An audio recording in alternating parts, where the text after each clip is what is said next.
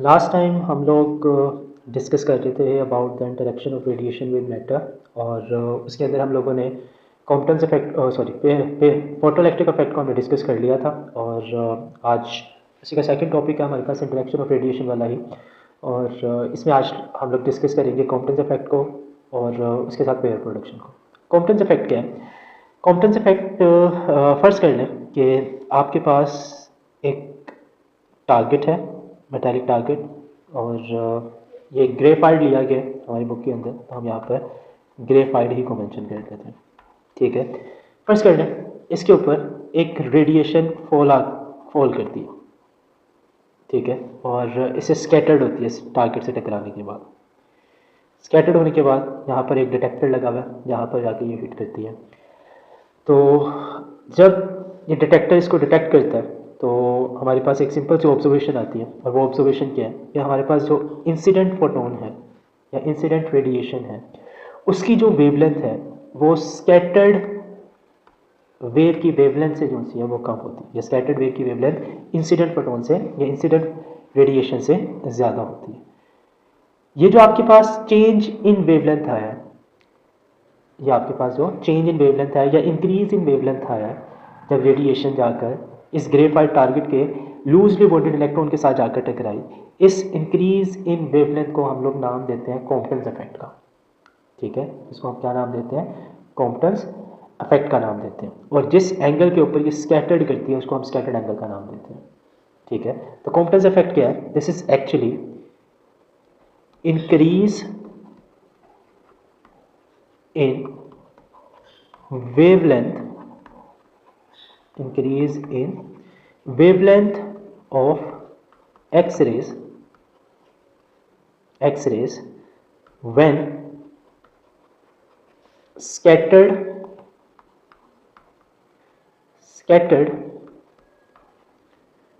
from loosely bounded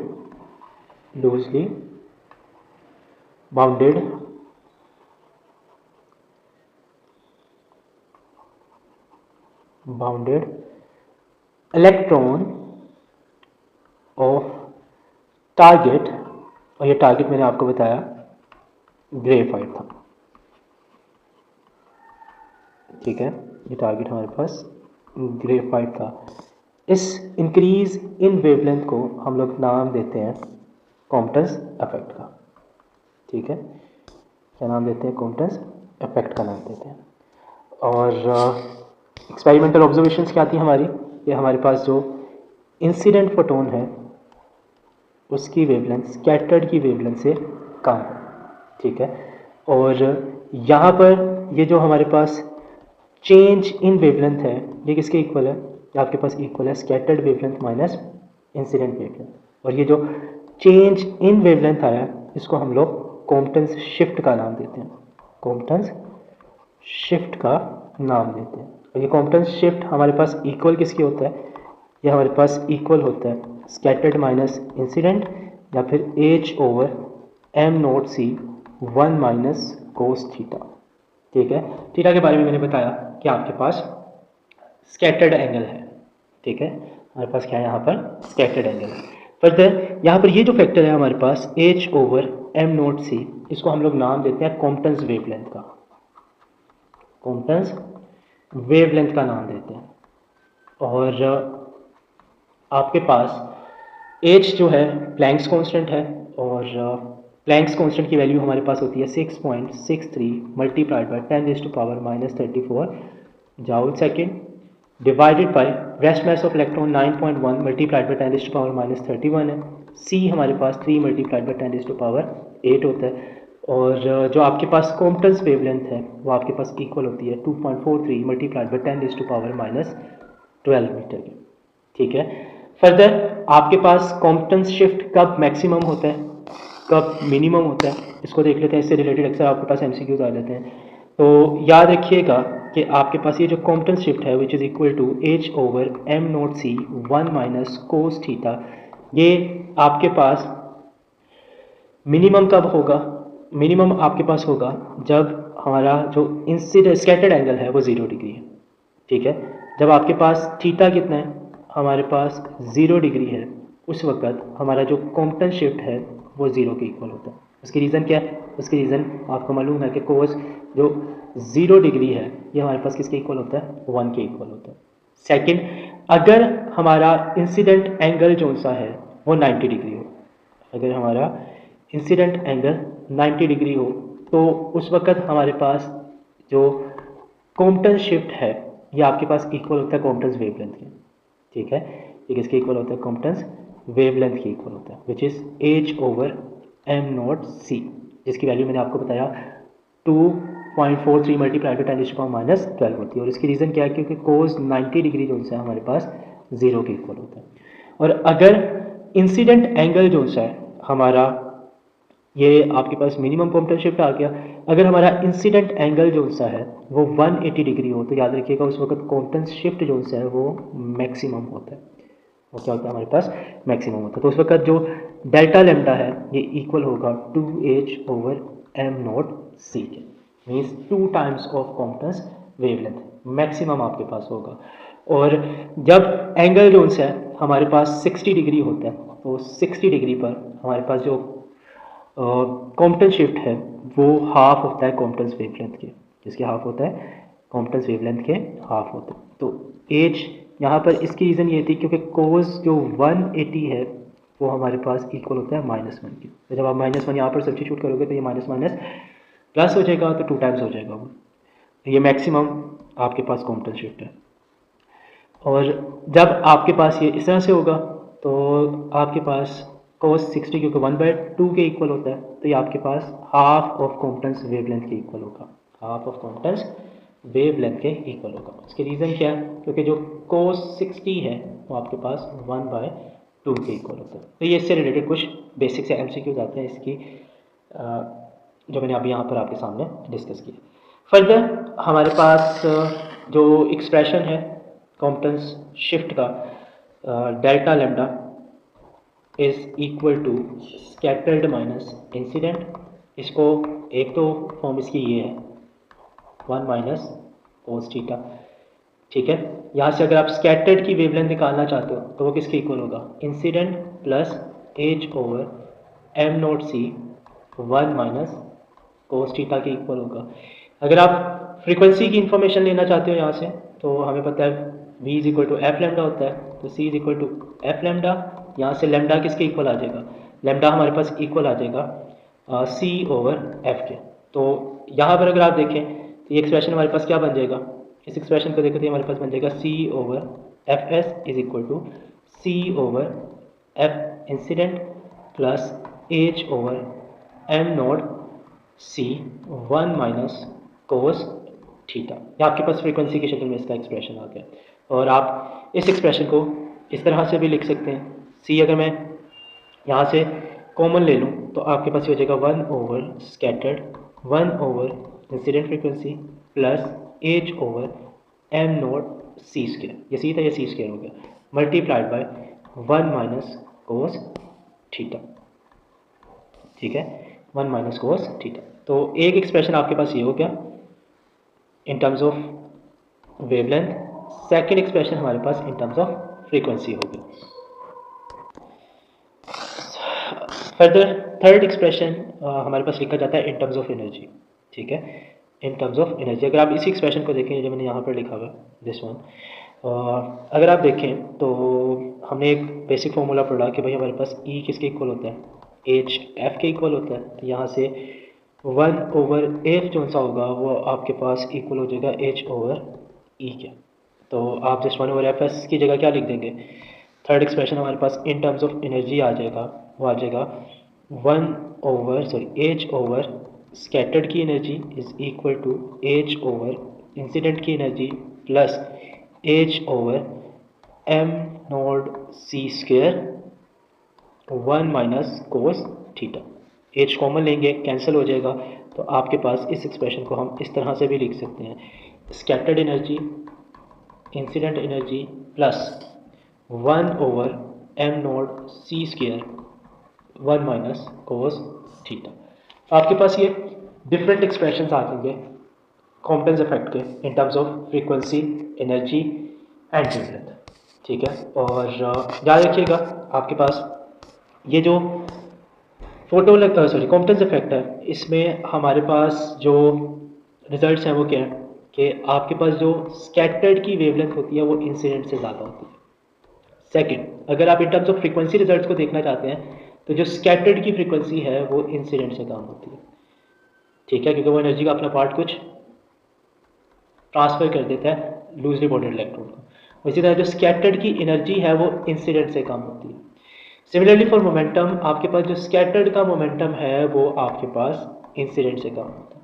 तो ये सारे रिजल्ट्स आपने याद रखने हैं, इनमें से किसी से रिलेटेड भी आपके पास क्वेश्चंस किया जा सकता है। प्लस आपके पास जो कॉम्पटेंस इफेक्ट है, जो आपके पास law of conservation of energy, momentum, हर एक चीज़ को ओबे करता है, ठीक है। तो आपके पास ये सब चीज़ें कंजर्व रहती हैं, मीन्स जो law of conservation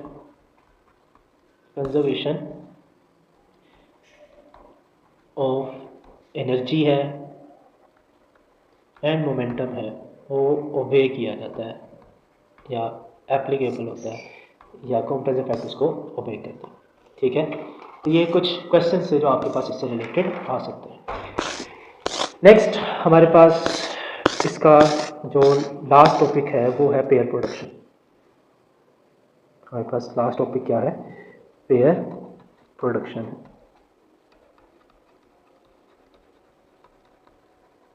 pair production क्या है? पेयर प्रोडक्शन को अगर आप देखें तो फर्स्ट कर लें कि आपके पास एक हैवी न्यूक्लियस है, आपके पास फोटोन ऑफ हाई एनर्जी इसके पास से गुजरता है, स्ट्रॉन्ग न्यूक्लियर इंटरेक्शन होती है, स्ट्रॉन्ग न्यूक्लियर इंटरेक्शन की वजह से आपके पास ये फोटोन जो है वो इलेक्ट्रॉन और पॉजिट्रॉन के अंदर कन्वर्ट कर देता है। अच्छा, यहाँ पर हमने ना एक स्ट्रॉन्ग इलेक्ट्रिक फील्ड अप्लाई की हुई होती है जो कि करता है इन दोनों जो एंटी पार्टिकल्स हमारे पास प्रोड्यूस हो रहे हैं इनको फ़ौरन से सेपरेट कर देता है। और अगर आप इसकी रेस्ट मैस एनर्जी देखें तो ये आपके पास होता है 0.51 मेगा इलेक्ट्रॉन वोल्ट की इक्वल, ठीक है, मेगा इलेक्ट्रॉन वोल्ट की इक्वल होती है। इसी तरह अगर आप इसकी रेस्ट मैस एनर्जी देखें तो ये आपके पास होती है 0.5 मेगा इलेक्ट्रॉन वोल्ट। ये आपके पास इलेक्ट्रॉन है और ये नीचे वाला आपके पास पॉजिट्रॉन है, electron and positron. Positron electron का एंटी पार्टिकल होता है, मैस मैग्नीट्यूड ऑफ चार्ज सब सेम होता है, सिर्फ नेचर ऑफ चार्ज आपके पास क्या होती है? डिफरेंट होती है। स्ट्रॉन्ग इलेक्ट्रिक फील्ड अप्लाई करने का मकसद आपके पास क्या है? इन पार्टिकल्स को फ़ौरन से सेपरेट कर लेना है। अगर ऐसा ना हो तो ये दोबारा से एनहिलेट कर जाते हैं और एनहिलेट करके ये दोबारा से किस में कन्वर्ट हो जाएंगे? आपके पास कन्वर्ट हो जाएंगे फोटोन के अंदर। तो पेयर प्रोडक्शन क्या है हमारे पास? This is actually the process of production of particles and anti particles from a high energy gamma rays photon in the heavy nucleus, ठीक है। पेयर प्रोडक्शन क्या है हमारे पास? प्रोडक्शन ऑफ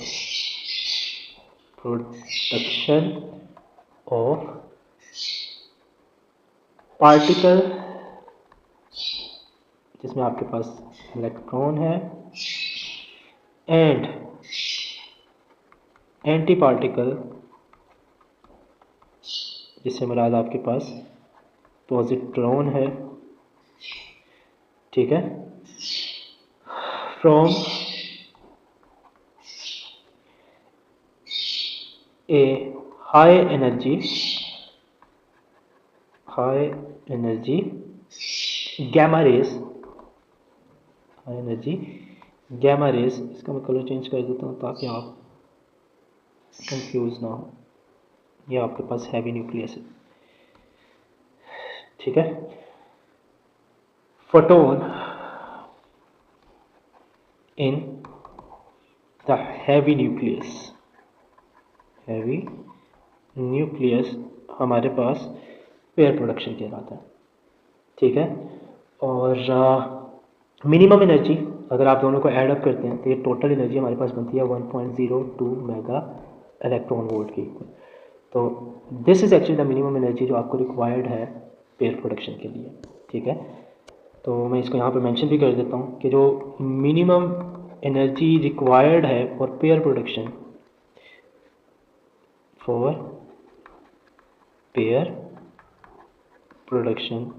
वो हमारे पास इक्वल होती है 1.02 मेगा इलेक्ट्रॉन वोल्ट के। अगर आपके पास एनर्जी जो सी है, अगर हमारे पास एनर्जी जो सी है, इफ़ एनर्जी हमारे पास क्या है, लेस देन है 1.02 मेगा इलेक्ट्रॉन वोल्ट से, तो बच्चे इस केस में there will be no pair production, आपके पास पेयर प्रोडक्शन नहीं होगी। ठीक है, अगर आपके पास एनर्जी जो सी है वो एनर्जी इक्वल है 1.02 मेगा इलेक्ट्रॉन वोल्ट के, तो आपके पास पेयर प्रोडक्शन होगी। आपके पास एक इलेक्ट्रॉन प्रोड्यूस होगा, साथ उसके पॉजिट्रॉन प्रोड्यूस होगा। वो एनर्जी किस में कन्वर्ट हो जाएगी, इलेक्ट्रॉन और पॉजिट्रॉन में कन्वर्ट हो जाएगी। लेकिन इन दोनों की जो काइनेटिक एनर्जी है, काइनेटिक एनर्जी ऑफ इलेक्ट्रॉन वो भी ज़ीरो होगी, काइनेटिक एनर्जी ऑफ पॉजिट्रॉन वो भी हमारे पास क्या होगी, ज़ीरो होगी। ठीक है, और अगर आपके पास इंसिडेंट फोटोन की एनर्जी 1.02 मेगा इलेक्ट्रॉन वोल्ट से ज़्यादा है, तो इस केस में आपके पास ये इलेक्ट्रॉन भी प्रोड्यूस करेगा, पॉजिट्रॉन भी प्रोड्यूस करेगा, और इन इलेक्ट्रॉन की जो प्रोड्यूस हुआ है इस इलेक्ट्रॉन के पास काइनेटिक एनर्जी भी होगी और पॉजिट्रॉन के पास भी काइनेटिक एनर्जी होगी। मीन्स जो एक्स्ट्रा एनर्जी होगी वो इन दोनों पार्टिकल्स की काइनेटिक एनर्जी के अंदर कन्वर्ट हो जाएगी।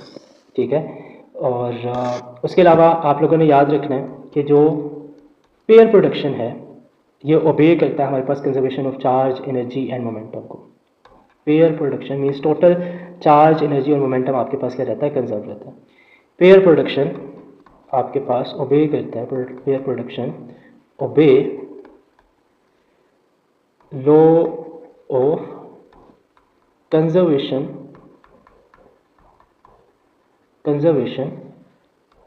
ऑफ एनर्जी,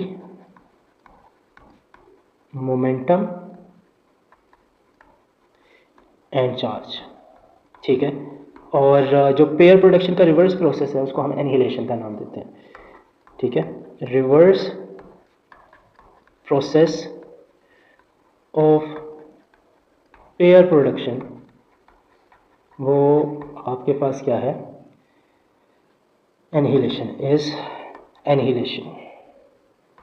एनिहिलेशन में क्या होता है, आपके पास इलेक्ट्रॉन और पॉजिट्रॉन आपस में मर्ज करते हैं, एनिहिलेट करते हैं, और हमारे पास फोटोन प्रोड्यूस करते हैं, दो फोटोन्स प्रोड्यूस करते हैं। ठीक है, आपके पास दो फोटोन्स प्रोड्यूस करते हैं, ये दोनों ऑपोजिट डायरेक्शन में ट्रैवल करते हैं। इसके रीज़न आपके पास मोमेंटम का कंजर्व होना। ठीक है, मोमेंटम का कंजर्व होना, यह आपके पास था पेयर प्रोडक्शन। इसके बाद हमारे पास डी ब्रोगली हाइपोथेसिस आ जाता है। वैसे तो यहाँ तक कि आपका सिलेबस मेंशन है, लेकिन डी ब्रोगली हाइपोथेसिस के अंदर ये ऊपर वाली चीज़ों के कुछ कॉन्सेप्ट्स इस्तेमाल होते हैं जिसमें पार्टिकल ड्युअलिटी को शो किया जाता है, प्रूव किया जाता है। तो उसको थोड़ा सा ब्रीफली डिस्कस कर लेते हैं ताकि अगर उससे रिलेटेड या ऊपर वाले क्वेश्चन में कोई वो समहाउ इसको इस तरह से मॉडिफाई करे ऊपर वाले कॉन्सेप्ट को कि वो इसमें से कोई क्वेश्चन बना ले, तो इस तरह के क्वेश्चंस को अगर हम डील करना चाहते हैं तो हमें इसके बारे में भी थोड़ा सा पता होना ज़रूरी है। तो नेक्स्ट आपके पास आ जाता है de Broglie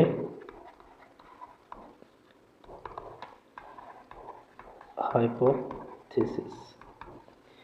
de Broglie hypothesis हमारे पास वेव नेचर ऑफ पार्टिकल्स को शो करता है, वेव नेचर ऑफ पार्टिकल्स को शो करता है।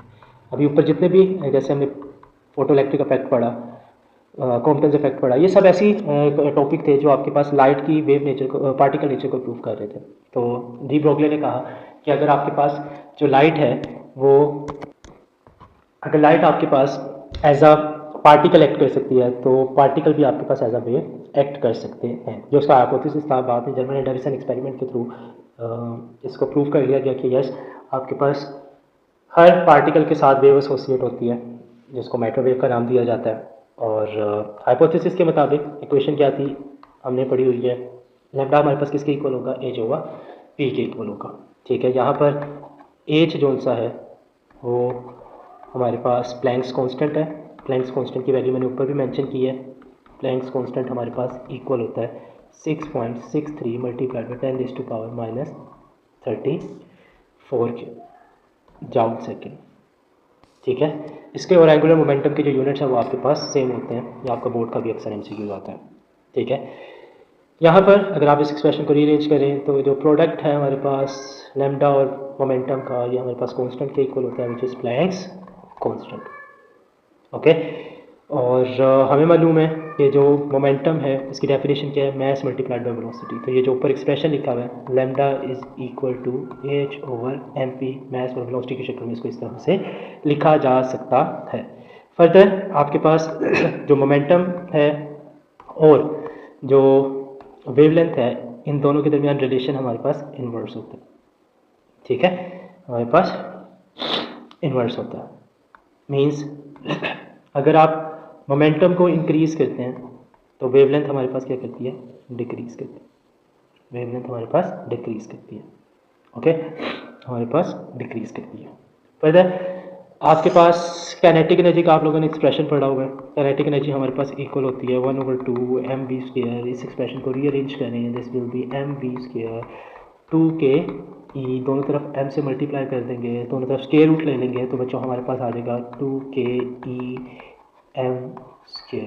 इसकी वैल्यू यहाँ पर सब्स्टिट्यूट कर देंगे तो ये आपके पास वेवलेंथ का एक्सप्रेशन आ जाएगा in terms of kinetic energy, which is 2k E M, 2k E M के इक्वल आ जाएगा। ठीक है, तो ये आपके पास है। फर्दर आप चाहे तो इसको स्टॉपिंग पोटेंशियल की शक्ल में भी लिख सकते हैं। किस तरह से लिखेंगे, आपने पढ़ा था कि भाई जो स्टॉपिंग पोटेंशियल है, काइनेटिक एनर्जी है, वो हमारे पास इक्वल होता है ई वी नोट के, ई वी नोट के इक्वल होता है। तो यहाँ पर आपने जस्ट क्या करना है, काइनेटिक एनर्जी की जगह उसकी इंफॉर्मेशन सब्स्टिट्यूट कर देनी है। तो ये आपके पास हो जाएगा H over square root 2 E V not multiplied by M, E V not multiplied by M. General करने के लिए आप चाहे तो इसको क्यों लिख दें, विच इज़ चार्ज, ये इलेक्ट्रॉन के लिए था, फिर आपके पास किसी भी चार्ज के लिए ये लिखा जा सकता है। इससे रिलेटेड कुछ क्वेश्चंस देखो, अगर आपके पास वेलोसिटी कांस्टेंट है, कंपैरिजन की शक्ल में आपके पास क्वेश्चंस आते हैं। अगर आपके पास वेलोसिटी क्या है, कांस्टेंट है, तो फॉर्मूला हमारे पास क्या है, H over M V in terms of velocity वाला जो एक्सप्रेशन है हमारे पास। तो आपके पास कंपैरिजन आमतौर पर तीन ही पार्टिकल्स के दरमियान आता है। एक आपके पास इलेक्ट्रॉन है, दूसरा आपके पास प्रोटॉन है, तीसरा आपके पास अल्फा पार्टिकल। ठीक है, अब हमें मालूम है वेलोसिटी कांस्टेंट है और जो मैस ऑफ इलेक्ट्रॉन है वो कम होता है मैस ऑफ प्रोटॉन से, और मैस ऑफ प्रोटॉन जो है वो अल्फा पार्टिकल से कम होता है। तो लिहाजा जो वेवलेंथ आपके पास एसोसिएट है किससे, इलेक्ट्रॉन से, वो ग्रेटर होगी किससे, प्रोटॉन से, और जो प्रोटॉन से एसोसिएट है वो ग्रेटर होगी किससे, अल्फा पार्टिकल से। कंपैरिजन एमसीक्यूज आपके पास कंपैरिजन में आया, तो कंपैरिजन के अंदर आपको पता है कंपैरिजन हम करते हैं मैथ्स के अंदर रेशो से, और जब आप कंपैरिजन करेंगे, जैसे फॉर एग्जांपल अगर उसने कहा वेलोसिटी कांस्टेंट है, तो हमारे पास अल्फा और प्रोटॉन की वेवलेंथ की रेशो किसके इक्वल होगी, तो आपके पास वेलोसिटी कांस्टेंट है, बाकी फैक्टर्स ये हो जाएगा H over M mass of alpha multiplied by V, H over mass of proton multiplied by V. Factors cancel हो जाएंगे हमारे पास, ये बन जाएगा mass of proton divide by mass of alpha particle. और हमें मालूम है कि जो मैस ऑफ अल्फा पार्टिकल्स है ये 4 टाइम्स होता है मैस ऑफ प्रोटॉन के, तो ये आपस में कैंसिल हो जाएंगे, तो जो रेशो आ जाएगी हमारे पास वेवलेंथ ऑफ अल्फा पार्टिकल और प्रोटॉन, ये आएगी 1/4 के इक्वल। ठीक है, इसी तरह आप इलेक्ट्रॉन के बारे में भी कर सकते हैं, इलेक्ट्रॉन के लिए भी ये कैलकुलेशन या क्वेश्चन आ सकता है। और अगर हमारे पास काइनेटिक एनर्जी कांस्टेंट हो, अगर हमारे पास क्या चीज़ कांस्टेंट हो, काइनेटिक एनर्जी कांस्टेंट हो, when K E is equal to constant. तो काइनेटिक एनर्जी के केस में आपके पास एक्सप्रेशन क्या था, H divide by square root 2m K E. Again particle हमारे पास तीन ही है, इलेक्ट्रॉन, प्रोटॉन और अल्फा पार्टिकल। मैसेज तो सेम ही है, इलेक्ट्रॉन का काम, प्रोटॉन का ज़्यादा, अल्फा का सबसे ज़्यादा। ठीक है, और वेवलेंथ भी सेम ही होगी, इलेक्ट्रॉन की सबसे ज़्यादा, प्रोटॉन की उससे कम और अल्फा की सबसे कम। ठीक है, लेकिन अब अगर रेशो आती है, अब अगर रेशो आती है तो वो रेशो किसकी इक्वल होगी, जस्ट लाइक अल्फ़ा और प्रोटॉन ही की मैं फॉर एग्जांपल ले लेता हूँ। तो अब अगर मैं इसको डायरेक्टली जनरल करके लिख दूँ, H divide by square root 2m K ही थी एक्सप्रेशन, मैसेज डिफरेंट है, सपोज इसका m1 है और इसका m2 है। अब हम बार बार नहीं ना करते, हम इसका भी जनरल एक्सप्रेशन बना के लिख लेते हैं। इसका जनरल एक्सप्रेशन क्या है, इसका जनरल एक्सप्रेशन होगा हमारे पास फॉर एग्जांपल जो 1 पार्टिकल है 2 पार्टिकल है, ये किसके इक्वल हो जाएगा, this should be equal to m2 over m1, दोनों के मैसेज का इन्वर्स की रेशो ले लेंगे। इस केस के अंदर आपके पास दोनों के मैसेज के स्क्वायर रूट की इन्वर्स की रेशो लेनी है आपने, ठीक है। जैसे अगर आप अल्फ़ा और प्रोटॉन की रेशो कंपैरिजन कर रहे थे तो mass of alpha particle divide by mass of proton, mass of alpha particle again 4 times होता है हमारे पास क्या होता है 4 टाइम्स होता है किसके, मैस ऑफ प्रोटॉन के। तो ये आपके पास आ जाएगा 4mp डिवाइडेड बाय mp। तो mp से क्या हो जाएगा कैंसिल, तो इनकी जो रेशो आ जाएगी हमारे पास 2/1 आ जाएगी। तो इस तरह आपके पास ये क्वेश्चन आप बन सकते हैं जिसमें काइनेटिक एनर्जी कांस्टेंट ऊपर वाले केस के अंदर आपके पास क्या चीज़ कांस्टेंट थी, उस ऊपर वाले केस में हमारे पास कांस्टेंट था वेलोसिटी, इधर काइनेटिक एनर्जी। तो काइनेटिक एनर्जी के लिए ये एक्सप्रेशन, वेलोसिटी के लिए दूसरा एक्सप्रेशन हमने इस्तेमाल किया। और इसी तरह ये जो पोटेंशियल वाला है इसमें आ जाए कि अगर आपके पास V नॉट कांस्टेंट है, when V not is equal to constant, तो पार्टिकल 3 ही हैं, electron proton and alpha particle. Masses तो सेम ही है, इलेक्ट्रॉन का कम, प्रोटॉन का ज़्यादा, अल्फा का सबसे ज़्यादा। वेवलेंथ भी सेम ही है हमारे पास, इलेक्ट्रॉन की सबसे ज़्यादा, इसकी कुछ से कम, इसकी सबसे कम। एक्सप्रेशन कौन सा इस्तेमाल करना है हमने, lambda is equal to H square root 2mv not Q वाला। अब रेशो लोगे तो रेशो इस केस में किसके इक्वल आ जाएगी, इस केस में इक्वल आ जाएगी। अब यहाँ पर दो चीज़ें आ गई, चार्ज भी आ गया और मैस भी आ गया जो डिफरेंट है हमारे पास। तो इसमें आपके पास ये आ जाएगा simple m node m2 m1 q2 q1 दोनों के। जैसे फॉर एग्जांपल मुझे निकालना है प्रोटॉन और अल्फ़ा का ही निकाल लेते हैं, तो हमें मालूम है कि जो मैस ऑफ अल्फ़ा आ जाएगा यहाँ पे मैस ऑफ प्रोटॉन आ जाएगा, यहाँ पर चार्ज ऑन अल्फ़ा आ जाएगा, यहाँ पर चार्ज ऑन प्रोटॉन आ जाएगा। मैस ऑफ अल्फ़ा जो है वो 4 टाइम्स है मैस ऑफ प्रोटॉन के, mass of proton as it is. और चार्ज ऑन प्रोटॉन की बात करो तो चार्ज ऑन अल्फ़ा पार्टिकल जो सा है वो 2 टाइम्स है, और इसके ऊपर ये, तो ये आपस में कैंसिल, ये आपस में कैंसिल, तो बन क्या जाएगा 8 divide by 1 which is 2 multiplied by square root 2/1। तो ये आपके पास इनकी रेशो आ जाएगी। तो रेशो से रिलेटेड आपके पास इससे क्वेश्चन बन सकते हैं। तो यहाँ पर हमारा ये जो सा चैप्टर है, चैप्टर नंबर 19 और यूनिट हमारा था ये 6, वो ख़त्म होता है मॉडर्न फिजिक्स का।